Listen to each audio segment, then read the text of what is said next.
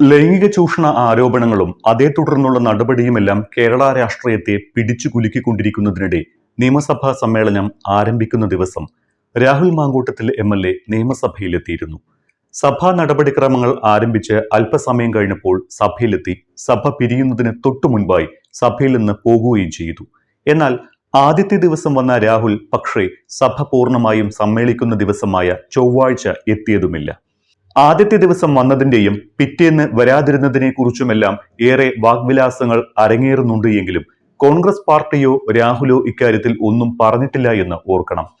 ആദ്യത്തെ ദിവസം വന്നതിനെക്കുറിച്ച് മാധ്യമങ്ങൾ പാർട്ടി വിലക്ക് ലംഘിച്ചു എന്ന തരത്തിൽ വാർത്തകൾ നൽകിയപ്പോൾ സത്യത്തിന്റെ ഒരു പരിസരമെങ്കിലും വാർത്തകൾക്ക് വേണമെന്ന് അതേക്കുറിച്ച് പ്രതികരിച്ചതൊഴിച്ചാൽ രാഹുൽ പിന്നീട് കാര്യമായ പ്രതികരണത്തിന് മുതിർന്നിട്ടില്ല. കോൺഗ്രസും രാഹുൽ സഭയിൽ വരുന്നതിനെ കുറിച്ച് കാര്യമായ പ്രതികരണം നടത്തിയിട്ടില്ല എന്ന് ഓർക്കണം. ഇതിൽ നിന്ന് മനസ്സിലാക്കേണ്ട ഒരു കാര്യം, രാഹുൽ ആദ്യ ദിവസം സഭയിൽ വന്നതും പിന്നീട് വിട്ടുനിന്നതുമെല്ലാം പാർട്ടിയുടെ ഒരു തന്ത്രമായിരുന്നുവെന്ന് കാണാം. അതായത് പാർട്ടി നിർദ്ദേശപ്രകാരമാണ് രാഹുൽ സഭയിലെത്തിയതും പിന്നീട് വിട്ടുനിന്നതും എല്ലാം.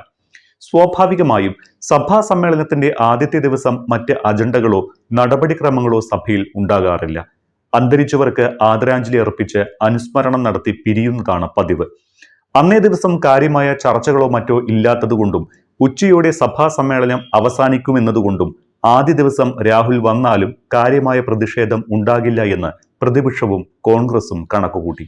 എന്നാൽ രണ്ടാമത്തെ ദിവസം പ്രതിപക്ഷത്തെ സംബന്ധിച്ചിടത്തോളം നിർണായക ദിവസമായിരുന്നു. ഏറ്റവും സുപ്രധാനമായ വിഷയത്തിൽ അടിയന്തര പ്രമേയം അവതരിപ്പിക്കാൻ പ്രതിപക്ഷം തീരുമാനിച്ച ദിവസം.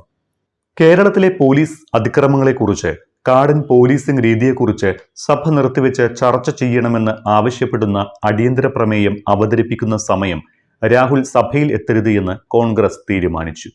അന്നേ ദിവസം രാഹുൽ സഭയിലുണ്ടായാൽ സ്വാഭാവികമായും അടിയന്തര പ്രമേയത്തിന്റെ പ്രാധാന്യം നഷ്ടമാകുമെന്നും ചർച്ച ഭരണപക്ഷം രാഹുലിനെ കേന്ദ്രീകരിച്ച് വഴിതിരിച്ചു വിടുമെന്നും കോൺഗ്രസും കണക്കുകൂട്ടി. അതുകൊണ്ട് തന്നെ തിങ്കളാഴ്ച നിയമസഭയിലെത്തിയ രാഹുൽ മാങ്കൂട്ടത്തിൽ ചൊവ്വാഴ്ച വിട്ടുനിൽക്കണമെന്ന് പാർട്ടി നിർദ്ദേശിക്കുകയായിരുന്നു. അടുപ്പിച്ചുള്ള ദിവസങ്ങളിൽ സഭയിൽ എത്തേണ്ടതില്ല എന്ന് കോൺഗ്രസ് രാഹുലിന് നിർദ്ദേശം നൽകിയിട്ടുണ്ട്. ആദ്യമാദ്യം ഇടവിട്ടുള്ള ദിവസങ്ങളിൽ ഹാജരായ ശേഷം ക്രമേണ സജീവമായാൽ മതിയെന്നും കോൺഗ്രസ് രാഹുലിന് നിർദ്ദേശം നൽകിയെന്നാണ് വിവരം. ഇതനുസരിച്ചായിരിക്കും രാഹുൽ ഇനിയുള്ള ദിവസങ്ങളിൽ പ്രവർത്തിക്കുന്നതും സഭയിൽ വരുന്നതും. വിവാദങ്ങളുടെ തുടക്കം മുതൽ രാഹുൽ നിയമസഭയിൽ വരുന്നതിനെ കോൺഗ്രസ് പാർട്ടി വിലക്കുകയോ വരാൻ നിർദ്ദേശിക്കുകയോ ചെയ്തിട്ടില്ല. പ്രതിപക്ഷ നേതാവ് മാത്രമാണ് രാഹുൽ നിയമസഭയിൽ എത്തരുത് എന്ന നിലപാടെടുത്തത്. അതേസമയം KPCC അധ്യക്ഷനടക്കം കോൺഗ്രസിലെ മുതിർന്ന നേതാക്കൾ ആരും രാഹുൽ നിയമസഭയിൽ വരുന്നത് വിലക്കണമെന്ന് ആവശ്യപ്പെട്ടിട്ടില്ല.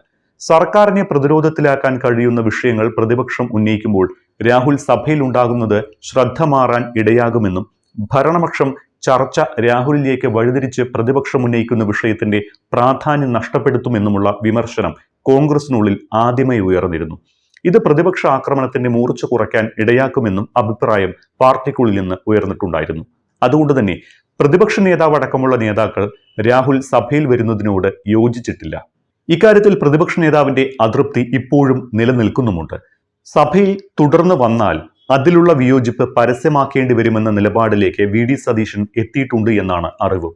രാഹുലിനെതിരെ കൂടുതൽ പരാതികൾ വന്നേക്കാൻ സാധ്യതയുണ്ടെന്നും അതുകൊണ്ട് തന്നെ ഇപ്പോൾ തന്നെ അമിതാവേശം കാണിച്ച് തെരഞ്ഞെടുപ്പ് അടുത്തു വരുന്ന പശ്ചാത്തലത്തിൽ തിരിച്ചടി വരുത്തി വെക്കേണ്ടതില്ല എന്ന നിലപാട് കൂടി അദ്ദേഹം സ്വീകരിച്ചിട്ടുണ്ട്. എന്നാൽ പാർട്ടിയിൽ നിന്ന് സസ്പെൻഷനും യൂത്ത് കോൺഗ്രസ് പ്രസിഡന്റ് സ്ഥാനത്ത് നിന്ന് ഒഴിവാക്കലുമടക്കം പാർട്ടി നടപടിയെടുത്ത സ്ഥിതിക്ക് നിയമസഭയിൽ വരുന്നത് വിലക്കേണ്ട എന്ന നിലപാടാണ് A ഗ്രൂപ്പ് കൈക്കൊണ്ടത്. സസ്പെൻഡ് ചെയ്യണമെന്ന നിലപാടെടുത്ത രമേശ് ചെന്നിത്തലയും രാഹുൽ സഭയിൽ വരുന്നത് തടയേണ്ട എന്ന നിലപാടിനോട് യോജിച്ചപ്പോൾ ഇതിനോട് KPCC പ്രസിഡന്റ് സണ്ണി ജോസഫും യോജിക്കുകയായിരുന്നു. ഇവിടെ മറ്റൊരു കാര്യം ശ്രദ്ധിക്കണം. അടുത്ത കുറെ കാലമായി കോൺഗ്രസിനുള്ളിൽ ഉറങ്ങിക്കിടന്ന ഗ്രൂപ്പ് സമവാക്യങ്ങൾ തലപൊക്കി തുടങ്ങുന്ന ഒരു സ്ഥിതിവിശേഷം സംജാതമാകുന്നുണ്ട്. അതിന്റെ ഏറ്റവും തെളിഞ്ഞ ഉദാഹരണം രാഹുലിനും അതുവഴി രാഹുലിനെ പിന്തുണയ്ക്കുന്ന ഷാഫി പറമ്പിലിനുമടക്കം A ഗ്രൂപ്പിൽ നിന്ന് ലഭിച്ച പിന്തുണയാണ്. കഴിഞ്ഞ കുറെ കാലമായി ശരിക്കു പറഞ്ഞാൽ പാർട്ടിയിൽ കാലുറപ്പിച്ച് നിന്നതിന് ശേഷം പഴയ A ഗ്രൂപ്പുകാരായ ഷാഫി പറമ്പിലും രാഹുൽ മാങ്കൂട്ടത്തിലും A ഗ്രൂപ്പിൽ നിന്ന് ക്രമേണ അകന്നിരുന്നു. എന്നാൽ ഒരു ആപത്ഘട്ടം വന്നപ്പോൾ അതേ A ഗ്രൂപ്പ് തന്നെയാണ് രാഹുലിനെയും ഷാഫിയെയും എല്ലാം ഒരു കൈ തന്ന് കൂടെ ചേർത്ത് നിർത്തിയത്. ഉറങ്ങിക്കിടക്കുന്ന ഗ്രൂപ്പ് സ്ലീപ്പർ സെല്ലുകൾ ഇതോടെ ആക്റ്റീവ് ആകുമോ എന്ന തരത്തിലുള്ള ചർച്ചകളും ഉരുത്തിരിയുന്നുണ്ട്. ആദ്യത്തെ ദിവസം മാത്രം സഭയിലെത്തിയ രാഹുൽ ഇനി ഈ ആഴ്ചത്തെ സഭ പിരിയുന്ന വെള്ളിയാഴ്ചയായിരിക്കും സഭയിലെത്താൻ സാധ്യത. അത് കഴിഞ്ഞാൽ ക്രമേണ മണ്ഡലത്തിലും സജീവമാകാൻ സാധ്യതയുണ്ട്. രാഹുലിനെ സംബന്ധിച്ചിടത്തോളം സ്വന്തം മുഖവും മണ്ഡലത്തിലും പൊതുസമൂഹത്തിലും തനിക്കുള്ള ഇടവും സംരക്ഷിക്കുക എന്നത് അയാളുടെ ബാധ്യതയാണ്. ലൈംഗികാതിക്രമ പരാതി നേരിട്ട ഭരണപക്ഷത്തുള്ളവർ സഭയിലിരിക്കെ രാഹുൽ എന്തിന് മാറി നിൽക്കണമെന്ന ചോദ്യമാണ് അദ്ദേഹത്തിന്റെ ക്യാമ്പ് ഉയർത്തുന്നത്.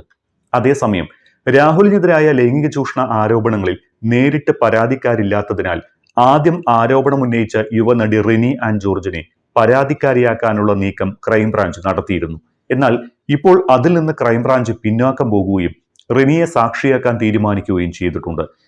റിനിക്ക് നിയമ നടപടിക്ക് താല്പര്യമില്ലാത്തതിനാലും തെളിവുകൾ ദുർബലമായതിനാലും പരാതിക്കാരിയാക്കാനാകില്ല എന്ന് ക്രൈംബ്രാഞ്ചിന് നിയമോപദേശം ലഭിച്ചിട്ടുണ്ട്. മൊഴിയെടുക്കലിന്റെ രാഹുൽ അശ്ലീല സന്ദേശം അയച്ചുവെന്ന ആരോപണം റിനി ക്രൈംബ്രാഞ്ചിനോട് ആവർത്തിക്കുകയും തെളിവായി സ്ക്രീൻഷോട്ടുകൾ കൈമാറുകയും ചെയ്തിട്ടുണ്ട്. പക്ഷേ നിയമ നടപടിക്ക് താല്പര്യമില്ല എന്നാണ് റിനി ക്രൈംബ്രാഞ്ചിനെ അറിയിച്ചത്. റിനി സാക്ഷിയാകുന്നതോടെ രാഹുലിനെതിരായ ലൈംഗിക അധിക്ഷേപ കേസിൽ ഇനി പരാതിക്കാരില്ലാതാകും. ഇത് കേസ് ഇഴഞ്ഞു നീങ്ങുന്നതിനും ദുർബലമാകുന്നതിനും ഇടയാക്കും.